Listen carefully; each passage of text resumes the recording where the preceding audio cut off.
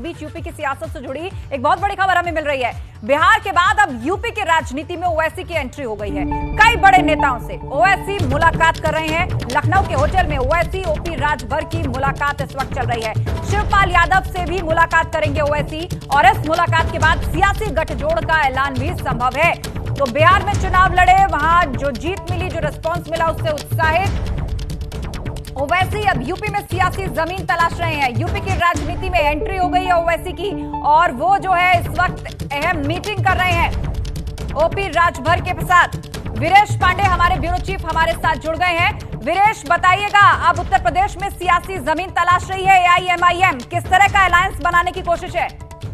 देखिए, पिछले आधे घंटे से ओम प्रकाश राजभर जो सुहेलदेव भारतीय समाज पार्टी के अध्यक्ष हैं, उनके साथ ओवैसी की मीटिंग चल रही है एक होटल में। और साथ ही साथ अगर हम कहें तो ये जन भागीदारी संकल्प मोर्चा, जिसका गठन ओम प्रकाश राजभर और बाबू सिंह कुशवाहा ने मिलकर किया है, जिसमें बाबू सिंह कुशवाहा की पार्टी जन अधिकार पार्टी, राष्ट्रीय उदय पार्टी, राष्ट्रीय उपेक्षित समाज पार्टी, जनता क्रांति पार्टी जैसे संगठन, लगभग 8 ऐसे पार्टियां हैं, संगठन है जो इस मोर्चे में, संकल्प मोर्चे में शामिल हैं, जिसकी अगुवाई बाबू सिंह कुशवाहा और ओम प्रकाश राजभर कर रहे हैं। उसको लेकर ही बैठक चल रही है कि क्या इस जो मोर्चा है, जिसका नाम है कि भागीदारी संकल्प मोर्चा, इसके साथ गठबंधन 2022 के मद्देनजर होना चाहिए या नहीं होना चाहिए। काफी अहम बैठक चल रही है। पिछले आधे घंटे से, आज सुबह ही हैदराबाद से सीधे लखनऊ पहुंचे हैं ओवैसी, और ओवैसी के लखनऊ आने पर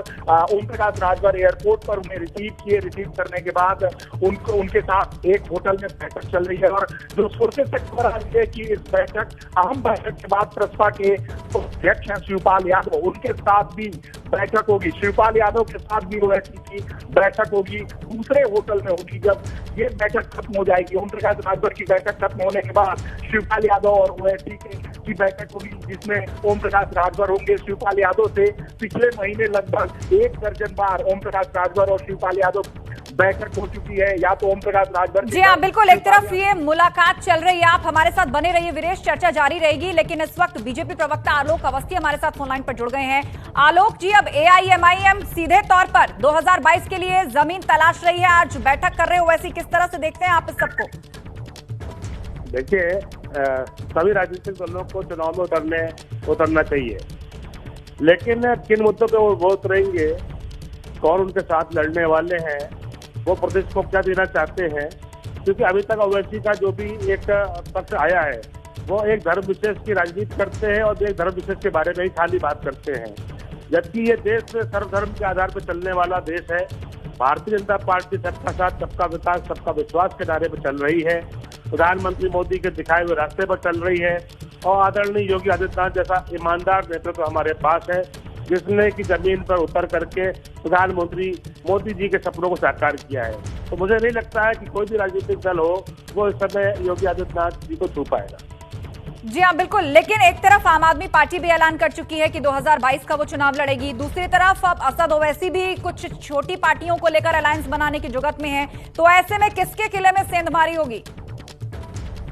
मुझे लगता है ये सब आपस में ही लड़ेंगे, क्योंकि देश की जो जनता है 70% सीटें बराबर हमको दे रही है। आपने देखा होगा, अभी 7 विधानसभा सीटों पर चुनाव हुआ था, 6 विधानसभा सीटों पर चुनाव हुआ था, जिसमें कि हम 6 में जीते थे और 1 में समाजवादी पार्टी जीती थी।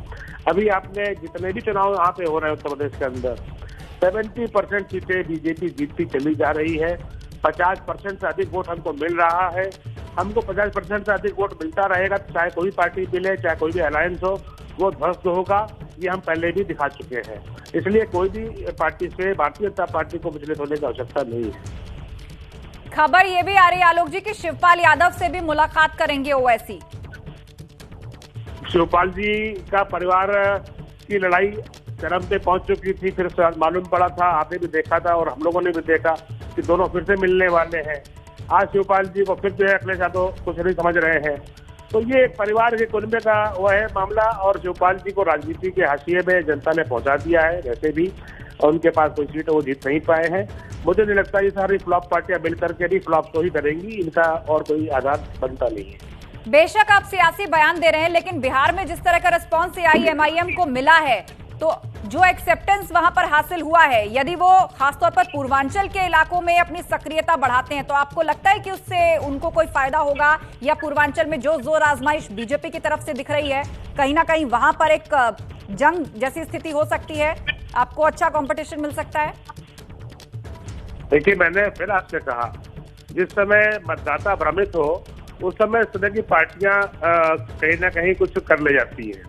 लेकिन जब भारतीय जनता पार्टी के पास एक सक्षम नेतृत्व है योगी आदित्यनाथ जैसा, एक ईमानदार नेतृत्व है योगी आदित्यनाथ जैसा, एक गरीबों के कल्याण के लिए समर्पित नेता है योगी आदित्यनाथ जैसा, और भारतीय जनता पार्टी को लगातार 50% से ऊपर मत मिल रहे हैं, तो 50% से ऊपर मत मिलने का अर्थ है कि हम 2/3 के आसपास बहुमत ले जाएंगे फिर से।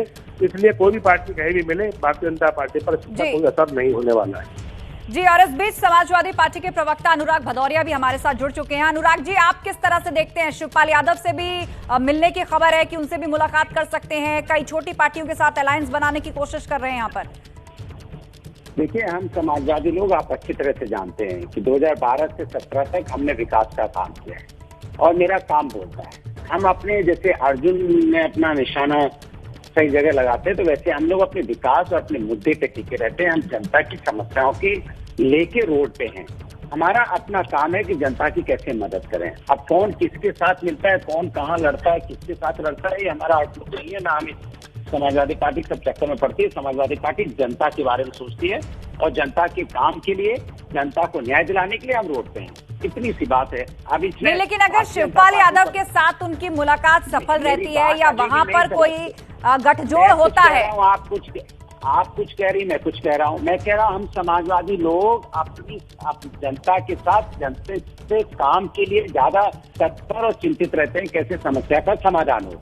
हम इस बात को लेके जरा सा जी, ये बात तो आप अनुराग जी वैसे भी चुनावी मंच से बार बार भाषणों में कहते ही हैं कि जनता के लिए काम करते हैं, जनता के बीच जाते हैं, मुद्दा उठाते हैं। लेकिन यहाँ पर सवाल ये है कि ये किस तरह का अलायंस असद ओवैसी बनाने की कोशिश कर रहे हैं, और 2022 में अगर वो कामयाब रहते हैं ऐसा कोई गठजोड़ करने की, तो उसका फायदा किसको होगा, नुकसान किसको होगा? बहुत बहुत शुक्रिया आलोक अवस्थी और अनुराग भदौरिया हमारे साथ जुड़ने के लिए। तो एक तरफ सीएम योगी हैदराबाद के म्युनिसिपल इलेक्शन में हुंकार भरते हैं, तो दूसरी तरफ अब ओवैसी जो है वो यूपी में ताल ठोकने की तैयारी कर रहे हैं। मतलब एक्शन और रिएक्शन देखिए, ये भी सियासत का एक रूप, ये भी सियासी गलियारों से निकली हुई एक तस्वीर। तो इस खबर पर, सियासी हलचल पर हमारी नजर रहेगी।